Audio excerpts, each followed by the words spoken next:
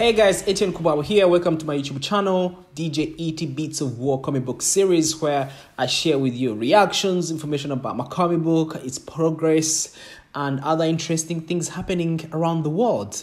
Importantly, comic book related, and obviously things that I do care about and geek about. But anyway, this came to me as a shock because obviously, with me having my books sold on my website and both digital and physical copies, I also had my comic book being published through Amazon, but I only just focused on Kindle and physical copies that I do fulfill myself through my company. So I just found out recently, I knew of ComiXology, but obviously I never used it because, to be honest with you, for me, it's been a lot of places where you can distribute your comic book, but it's just too much to keep up with. It's like having lots of apps on your phone, Facebook, Instagram, you've got TikTok now, Snapchat.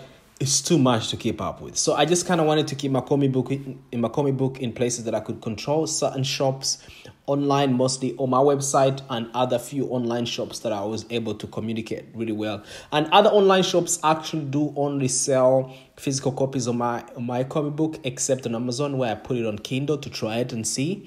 But still a bit of a struggle there. I don't get enough attractions with Kindle. But anyway, I found out recently an article written this year that's shocked comic book people industry, and I thought I would react to it and see what this means for the future of the comic book industry and what's actually happening. But anyway, I'll take you to my desktop of what I'm looking at, and this is written on androidpolice.com. I'm not quite sure if this is a legit source, but I've seen this circulate all over online, so it has to be true, right? Amazon ran, this is the title, Amazon ran ComiXology straight into the ground, and now it's laying off its staff. What does that really mean to the industry? So a lot of people are being fired, obviously, and I think that goes to the fact that if a certain department of Amazon, or especially the ComiXology, is not making enough money through digital sales, or there's not enough people reading, there has to be a reason what's going on. So guys, comment below and tell me what's going on. If you've used ComiXology, what could be happening, what could be affecting these people losing their jobs. And yeah, just comment and let me know. I'm totally new to it. I don't know what's going on. I don't know if the streaming or the reading quality is not good. Like sometimes people have a service and it's not working really well. They don't use it anymore. So there could be something really weird going on, and that affects obviously ComiXology not selling enough digital copies. Hence cannot pay its employees. So anyway, I'll read slightly a bit about what's going on. ComiXology was once heralded as the place to purchase digital copies. Thanks to worthwhile discovery, awesome sales, easy navigate. Biting my tongue there. Easy to navigate. I'm just gonna say it the way I need. For perusing decades of books from the largest assortment of publishers. Well, Amazon bought the company back in 2013. Totally new to me. It wasn't until 2020 that Amazon started tossing its weight around, completely replacing user experience on the web and app with something much closer to Kindle interface. So they were changing it to look like Kindle, and it was nowhere near ready. This rushed and poorly thought out move left ComiXology team scrambling to fix all things Amazon broke with the switch, and now Amazon is laying off many. So I see what's going on now. So they tried to sort of renew it to make it user friendly, and then they ended up messing up what was there before they bought it, and obviously that became discouraging for people who are reading these digital copies and started not using the service. I see what's going on. I'm not going to read the whole thing, but I just go through it. In the greater wave of 2023 layoffs happening right now, the Amazon side of things, the ComiXology crew is getting hit hard, with many questions left unanswered about what will ultimately happen with the service.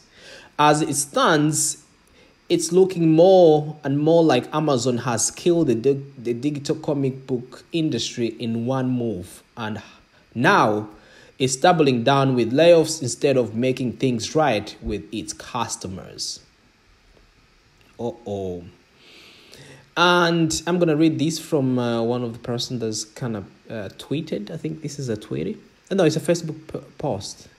It says that it feels like utterly psychotic, but when I logged into Slack this morning to realization that all the ComiXology was being laid off, my first thoughts were oh no, we're late deliveries for next week. Who will ingest those? The customers will freak the TF out if nobody runs the IFP exports for Marvel iOS and Android apps.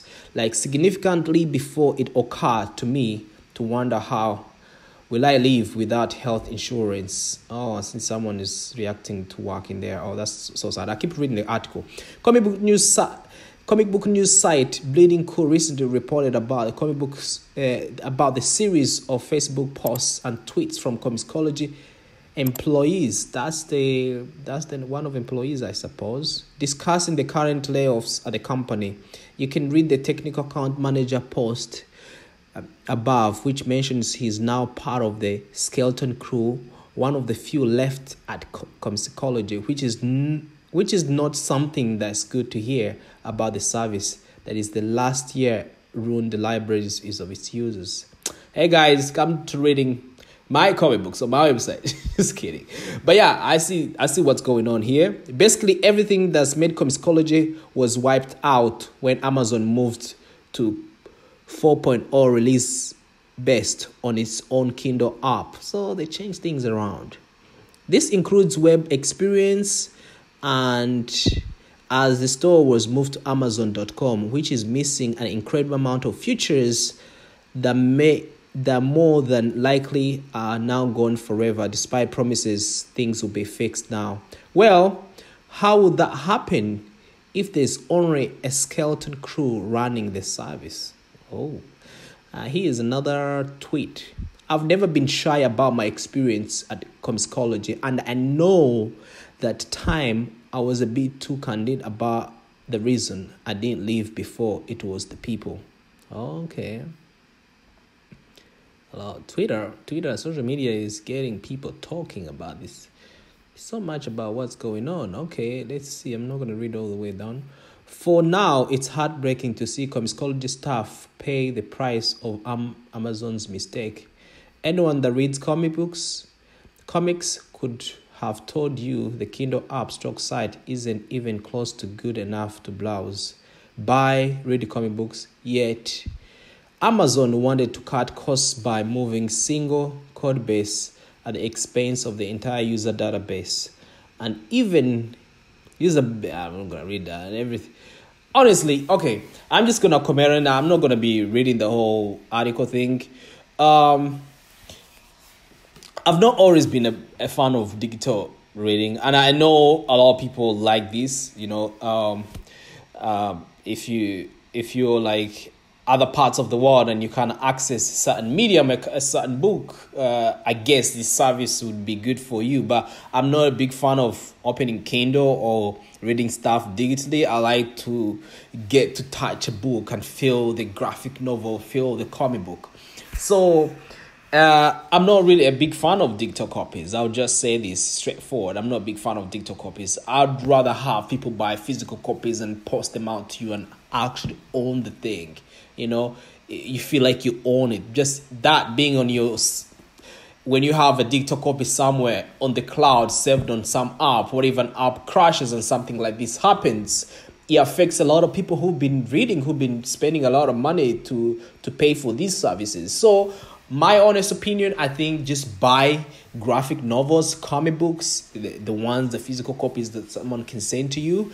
There's always room, obviously. I'm pretty sure there's some apps that provide this service really well that people can still access to, which I'm not aware of. And if they're there, that's awesome. But I think for me, I believe in physical copies. I believe in actual copies of comic books and graphic novels, things that you can touch, that are tangible, something that you can treasure as a collectible, something you can put in your book collection somewhere at home and keep and frame and appreciate you yourself for spending that money. And at least if you lose it and your child or a family member puts it in a bin, you know that's on you, right? But digital copies, some things that are still in the cloud, still a bit skeptical about things like that, especially if you don't have it, if you don't own it in your computer in a file somewhere.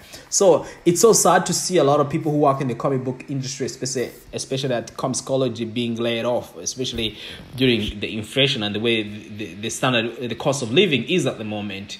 But I just wished hopefully they could have kept the way ComiXology was running before. It sounds like people liked the way it was running and the way the app and the website was user-friendly before. I don't know. I feel like when people get into